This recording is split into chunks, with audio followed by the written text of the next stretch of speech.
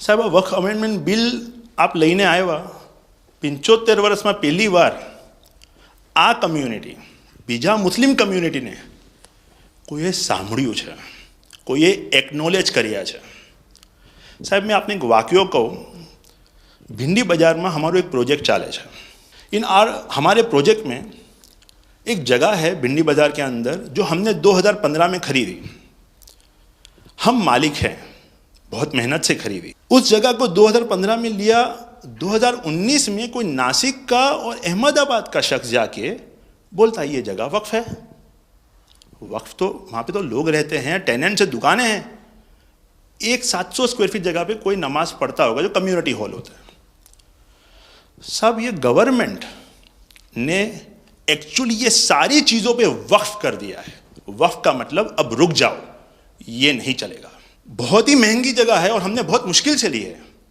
2019 के अंदर कोई थर्ड पार्टी, इसका कोई लेना देना नहीं है, वो जाके ये जगह को वक्फ कर देता है. तो सर, कानून में बदलाव तो लाना होगा. जैसे हम देखते आ रहे हैं कि गरीब महिलाएं हो, कम्युनिटी विमेन हो, ये अगर पैसा आवक हो रही है और कानून में बदलाव आ रहा है, उसका फ़ायदा कहीं ना कहीं पहुंचना चाहिए. तो ये सारे विजन जो गवर्नमेंट ने लिए हैं, दाऊदी बोहरा कम्युनिटी उसका बहुत सपोर्ट भी करती है. और आपसे बहुत शुक्रगुजार हैं हम इस चीज़ के लिए कि आपने हमें एक्नॉलेज भी किया. हमने इसके अंदर एक्सक्लूजन मांगा है कि हमको इस वक्फ एक्ट के जुरिडिक्शन में नहीं रहना. And we want to be govern by a trust act और अ सेपरेट एक्ट. जैसे मुझे साहब ने गाइड किया है कि आपने गाइड किया है, आगे का 100 साल देख के कोई भी काम करना चाहिए. हम उसी राह के ऊपर इसकी कोशिश कर रहे हैं. और मैं वापस से बहुत बहुत धन्यवाद करता हूं आपका कि आपने ये बिल और ऐसे बहुत से कठिन बिल जो आते रहते हैं, बहुत बहुत धन्यवाद. मैं एक और चीज़ शया साहब के द्वारा ये कहता हूँ कि सैयदना साहब की उम्र अल्लाह ताला तार रोज़े क़यामत दराज करे. उनकी मोहब्बत करनार माननीय प्रधानमंत्री जी को अल्लाह ताला सेहत में रखे, हिफाजत में रखे, लंबी आयुष दे और हमारे देश की सेवा आप करते रहिए. 1923 से हम ये गुहार गवर्नमेंट से लगा रहे हैं कि हमें एग्जेम्पशन चाहिए. जो 51st हिज होलीनेस थे, उसके बाद 52nd सैयदना साहब और आज 53rd दाइल मुतलक सैयदना साहब वही सेम बात कर रहे हैं कि हमें एग्जेम्पशन चाहिए. 1923 में साहब जब एग्जेम्पशन मिला तो माइनॉरिटी को कंसीडर करा गया. लेकिन 100 साल बाद, जैसा गृह मंत्री जी ने उनके इंटरव्यू में पिछले सप्ताह कहा कि हमने सिर्फ माइनॉरिटी को कंसीडर नहीं किया. साहब, ये जो एक्ट आया है वो प्रिवी काउंसिल क्यों लेकर आई?